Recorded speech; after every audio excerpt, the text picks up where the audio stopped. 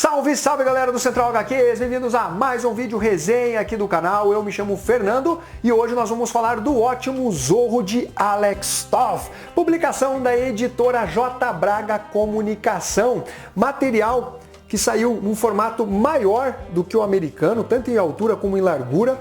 Vamos comparar aqui com a edição do Demolidor. Eu sempre comparo com essa publicação porque ela está aqui do lado, ó. Um material consideravelmente maior, um acabamento gráfico muito bom, tá bem bonita a edição. Eu gostei também da escolha de capa, dando bastante destaque aqui para o Zorro. Material que conta com capa cartonada e orelhinhas, tem aqui uma guarda. Papel é o offset preto e branco, quase 260 páginas. E o preço da publicação, galera, eu olhei no site da editora J. Braga e tá por R$ 98,10. Eu não sei se quando eu soltar a resenha desse material ainda vai estar esse preço, mas dá uma conferida lá. Bom, nós temos aqui a soma de um personagem icônico nas mais diversas mídias e também de uma lenda não só dos quadrinhos, mas das animações, que é o Alex Toth. O Zorro é considerado, uma espécie de precursor do que viriam a ser os super-heróis. Inclusive, inspirou vários deles, até a Máscara e tal. Temos o Fantasma também, que tem essa relação. O Batman, para quem não sabe, não tá fora aí do mundo dos quadrinhos, ele foi inspirado no Zorro, Inclusive, quando o Bruce Wayne, pequenininho lá, estava com os seus pais saindo da sessão de cinema, o filme que estava passando era justamente do Zorro, que é uma criação do Joston McCulley. Ele que começou a escrever para as revistas pulp da época. Ele era um investigador e aí começou a colocar todas as suas ideias, a sua criatividade e criou o personagem Zorro. Mas a criação original do Joston é um tanto diferente do que ficou estabelecido como o clássico do personagem. Depois que ele acabou ganhando uma série de TV, o chapéu, a máscara, a marca do Zorro, acabaram sendo incluídas dentro do design do personagem na marca registrada dele. Então o Alex Toth foi chamado para escrever as histórias em quadrinhos do Zorro ali nos anos 50 e início dos anos 60.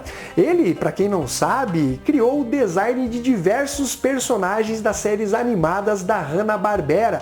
Entre eles, só para vocês terem uma ideia, temos o Space Ghost. É um cara que entrou pro Hall of Fame do Prêmio Eisner, admirado por muitos. Ele morreu ali, inclusive, enquanto desenhava, aos 77 anos de idade. É uma grande lenda aí do mundo da arte, o Alex Toth.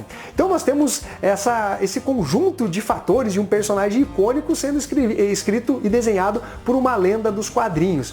Em relação às histórias que estão compiladas dentro da publicação, elas abrangem as 16 escritas e desenhadas pelo Alex Toth. Depois a publicação entrou em hiato por uma questão de disputa judicial que teve entre a Disney e uma outra editora, e depois outros autores renomados até tentaram voltar, mas a série já não era mais um grande sucesso. As histórias do Zorro que estão compiladas dentro dessa publicação, as 16 que trazem todas as histórias escritas e desenhadas pelo Alex Toth, chegaram a sair no Brasil. Não todas elas. A editora Abril lançou em formatinho na década de 60 e 70, também lançou uma edição colorida, e a LPM chegou a lançar 4 histórias também do Zorro do Alex Toth. As histórias elas foram produzidas originalmente em preto e branco, depois elas foram colorizadas, inclusive com acompanhamento do próprio Alex Toth. Um dos problemas que inclusive levou o Alex Toth a sair do título do Zorro foi porque ele fazia a adaptação dos episódios da série do personagem, que estava simplesmente detonando ali na TV. Só que ele fazia grandes alterações, fazia algo mais moldado para a narrativa dos quadrinhos, o que era natural. Só que o pessoal ali, os editores, acabaram não gostando muito e simplesmente falaram: obrigado pelo serviço prestado, não precisa mais trabalhar na série do Zorro. Acontece que os outros artistas, ainda que vários renomados, como eu mencionei, não conseguiram manter o status status, né, da publicação em quadrinhos do Zorro. Bom, as histórias do Zorro elas se passam lá na Califórnia, por volta ali do ano de 1820.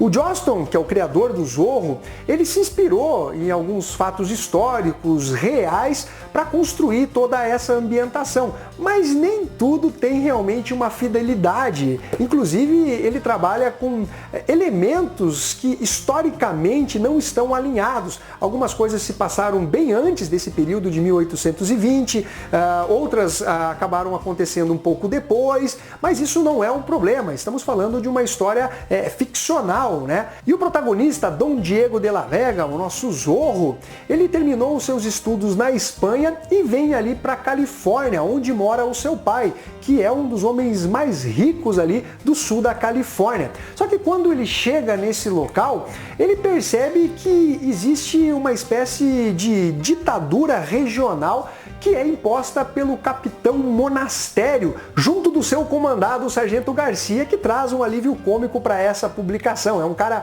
todo atrapalhado. O Don Diego, ele tenta passar a imagem de um playboy, um cara que vive da riqueza do pai, que não tem grandes objetivos, não tem nenhuma habilidade com a espada, ele também não se interessa pela política, trazendo essa imagem para que as pessoas não desconfiem que, na verdade, ele é o Zorro, né? Isso lembra bastante o Bruce Wayne, né? De qualquer forma, ele começa a se compadecer com relação às pessoas mais pobres dessa cidade, e a influência, inclusive, que o próprio Johnston McCulley já comentou, é no próprio Robin Hood, né? De tirar dos ricos e dar para os pobres. Mas aqui ele está tentando lidar com essa opressão do capitão Monastério, que age com mãos de ferro. Ele simplesmente aplica a lei da forma que ele acha mais conveniente, e isso acaba gerando revolta da população, mas que não consegue, né, bater de frente com o capitão Monastério, porque ele simplesmente possui ali todos os soldados ao seu lado, e se alguém eventualmente tenta contestá-lo, ele simplesmente prende. E é o caso do Torres, um cara também abastado ali, que resolveu informar as autoridades fora ali da Califórnia de que teria algo errado com o capitão Monastério. Ele estaria extrapolando, né, a sua própria autoridade.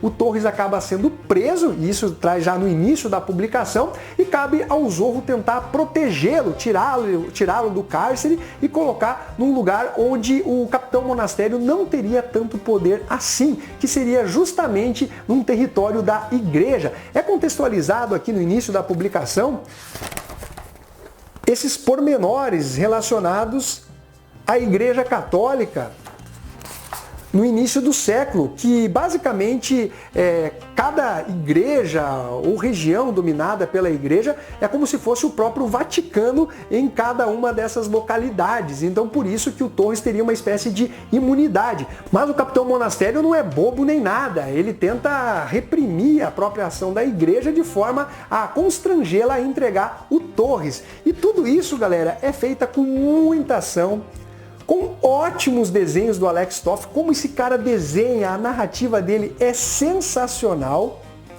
E as histórias, elas são carregadas de bom humor. Sinceramente, não achei nada e nada datada as histórias do Alex Toff. Pelo contrário, eu me diverti demais lendo, porque ela tem essa cara de humor, em alguns momentos algo mais pastelão, mas feito de forma intencional pelo autor. O Sargento Garcia é todo atrapalhado, ele quer se tornar tenente, só que ele acaba trocando os pés pelas mãos, né? Porque ele não é um cara exatamente muito competente. E o Capitão Monastério, ele fica obsessivo pelo Zorro, né? Ele quer capturar o cara a todo custo. Então ele começa a vestir as pessoas até para comparar se parece o Zorro ou não. O Don Diego passa por situações constrangedoras, mas ele também é muito esperto, sagaz, né? Ele é astuto, né? Tanto que Zorro em espanhol me parece que é a raposa, né? Então ele demonstra toda essa astúcia, inteligência aí para lidar com o Capitão Monastério. Então nós temos aqui um grande arco envolvendo, né, essas primeiras ações do Zorro ao chegar ali na Califórnia, e depois ela tem várias histórias curtas, histórias fechadas ali, mostrando algumas situações em que o Zorro acaba se envolvendo, salvando pessoas, descobrindo algumas encrencas envolvendo ali a cidade onde ele mora. Depois volta para mais 2 arcos um pouco mais longos, com histórias contínuas. E eu estava reparando aqui que tem o ano da publicação do material, que ele não está exatamente em ordem. Tem hora que tem uma edição de 61, depois volta para 59, mas não afeta a continuidade da leitura, porque essas histórias são fechadinhas, é como se fossem contos ali do Zorro, com exceção, obviamente, desses arcos aí que são mais longos. E como eu mencionei, a arte sensacional do Alex Toth. A narrativa dele, pô, o cara detona, o preto e branco, tudo é muito bem feito.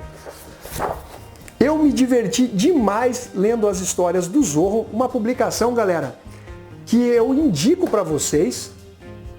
Personagens bem trabalhados, você tem o ajudante do Zorro que é mudo e ele quer que esse ajudante também se passe por surdo, né, pra galera não desconfiar, também não botar pressão nele. Então realmente histórias bem contadas, bem narradas, que entretêm o leitor. E que nota que eu dou então para Zorro de Alex Toth da J. Braga Comunicação? Eu dou uma nota 8,5. Fica a dica para vocês, quadrinho que vale a pena você ter na sua estante. Bom, então é isso daí, galera, espero que vocês tenham curtido esse vídeo, não esqueça de dar o seu like, se inscrever, deixar o seu comentário, um abraço e fui!